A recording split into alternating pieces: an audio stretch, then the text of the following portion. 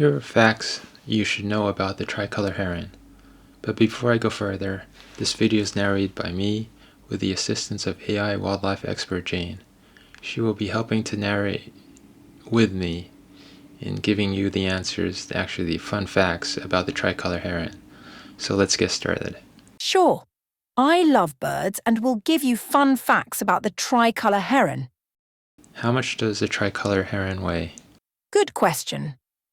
Most people think a tricolor heron might weigh between 3 to 5 pounds. Actually, they are extremely lightweight and weigh in at around 1 pound. That 1 pound is usually reserved for adult herons.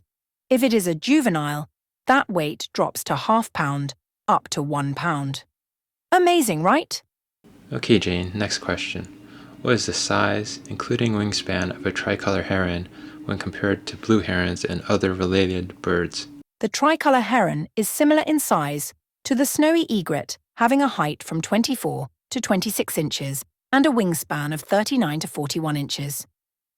It is much smaller than its distant cousin, the great blue heron, which stretches to an impressive height of 52 inches and a massive 74-inch wingspan. Not only are tricolor herons super light, but they are not very tall either. How is the Louisiana heron related to the tricolor heron? For most of the 19th and 20th centuries, this bird was called the Louisiana heron because it was extremely common in the wetlands of Louisiana. But in the 1970s, the AOU, not AOC, changed the name to tricolor heron because it was found not only in Louisiana, but in many other Gulf states and South America.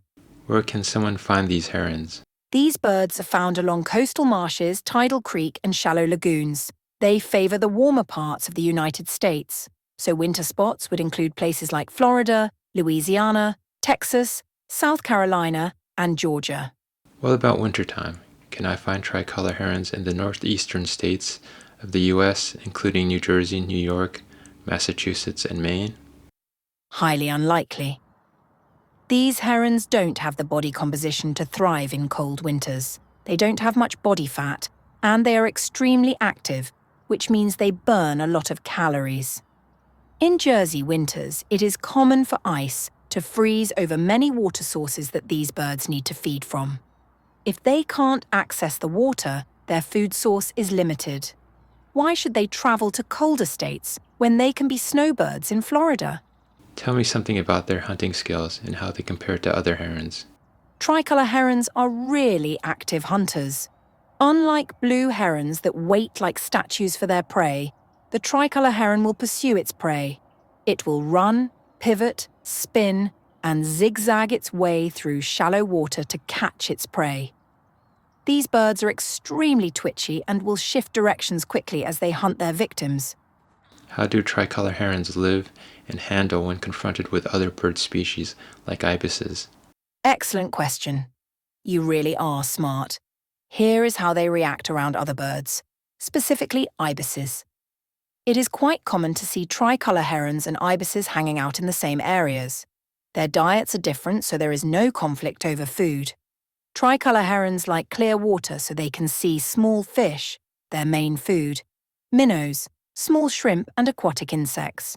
Ibises, on the other hand, enjoy muddy waters where their curved beak can feel for crabs, crayfish, worms, insects, and small mollusks.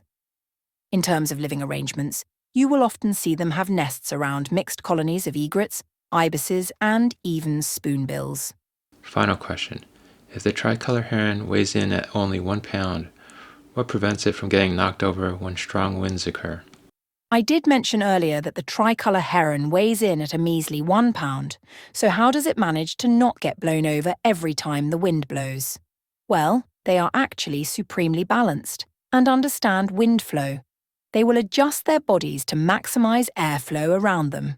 Their bodies have a low center of gravity with most of the weight transferred to the legs and body. Also, they have such little mass that the wind does not affect them as much as a larger bird. Being thin, they can reposition and change direction quickly.